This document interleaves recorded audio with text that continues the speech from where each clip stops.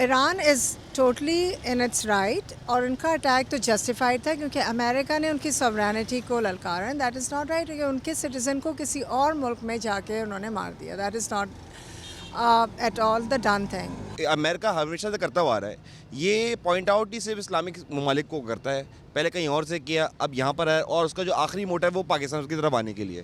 اس وقت سب سے بڑا جو پاکستان کے لیے جو اپرچونٹی ہے وہ یہ ہے کہ اسلامک ممالک کو ساتھ ملا کر ان کو اسٹیپ لینا چاہیے اور اس کے خلاف آواز اٹھانی چاہیے. پاکستان کو امپارشل تو امپارشل رہنا چاہیے. سب سے پہلا کردار اس کو یہ کرنا چاہیے کہ دونوں ممالک چونکہ اس کے دوست ہیں، ایران ہمارا ہمسایہ ہے، یونائٹڈ اسٹیٹس ہمارا الائی ہے، ہمارے قریب ہے، ہمیں دونوں کو سمجھانا چاہیے کہ آپ اس جنگ سے باز رہیں. ٹھیک ہے، اگر پھر بھی باز نہیں آتے تو پاکستان کو پھر امپارشل ہونا چاہیے، اپنی پروٹیکشن کرنی چاہیے کہ اس سارے جنگ سے، اس معاملے سے ہم کم سے کم افیکٹ کیسے ہوتے ہیں، ہمیں اس پر زیادہ فوکس کرنا چاہیے. یہ بڑا ڈیفیکلٹ ڈیسیجن ہے پاکستان گورنمنٹ کے لیے، آرمی کے لیے، کہ جس طرح لاسٹ ٹائم افغانستان کا ایکسپیرینس ہو چکا ہے کہ کس کے ساتھ ہم نے چلنا ہے، کس کے نہیں، اور اس کا امپیکٹ ہم دیکھ چکے ہیں لاسٹ افغان وار میں کہ کتنے ٹریلین جو ہیں وہ ہم لاس سفر کیا، ہمارے لوگ ضائع ہوئے اس میں.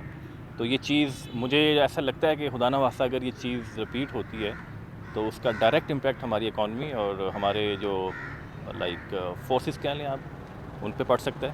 پاکستان کو اپنا رول یہی پلے کرنا چاہیے کہ سچویشن جو ہے وہ خراب نہ ہو یہاں سے.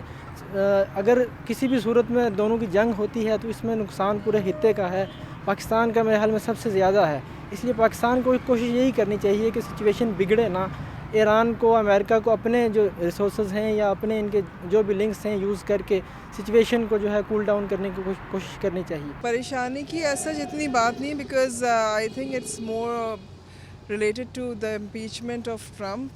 اور بیسکلی جس طرح سے انڈیا پاکستان میں جب کشیدگی ہوتی ہے تو دھیان جو ہے وہ کشمیر کی طرف دیا جاتا ہے. اسی طرح سے جو ابھی یہاں پہ کشیدگی ہوئی ہے بیسکلی ٹرمپ نے دھیان ہٹانے کے لیے کیا ہے.